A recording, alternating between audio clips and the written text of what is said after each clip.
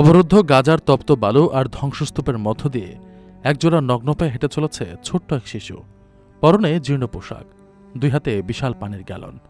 যুদ্ধের বিভীষিকা যেখানে শৈশবকে গিলে খেয়েছে, সেখানে এই শিশুটি এখন পরিবারের একমাত্র অবলম্বন। কয়েক মাইল দূর থেকে তৃষ্ণার্ত পরিবারের জন্য পানি সংগ্রহ করে একাই পথ চলেছে সে। চারদিকে বোমা বর্ষণের চিহ্ন আর ধুলোবালির স্তূপ, কিন্তু শিশুটির চোখে কেবল গন্তব্যে পৌঁছানোর তাগিদ। সম্প্রতি সামাজিক যোগাযোগ মাধ্যমে ছড়িয়ে পড়া এই হৃদয়বিদারক ভিডিওটি বিশ্ব বিবেকের সামনে এক বড় প্রশ্নচিহ্ন হয়ে দাঁড়িয়েছে।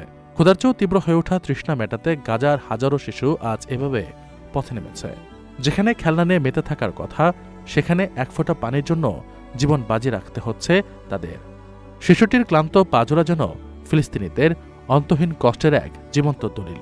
মানবিকতার চরম বিপর্যয়ে দাঁড়িয়ে এই দৃশ্যটি আমাদের মনে করিয়ে দেয়, গাজার প্রতিটি ধূলিকণায় মিশে আছে অবুঝ শিশুদের বোবা কান্না আর বেঁচে থাকার এক অসম লড়াই।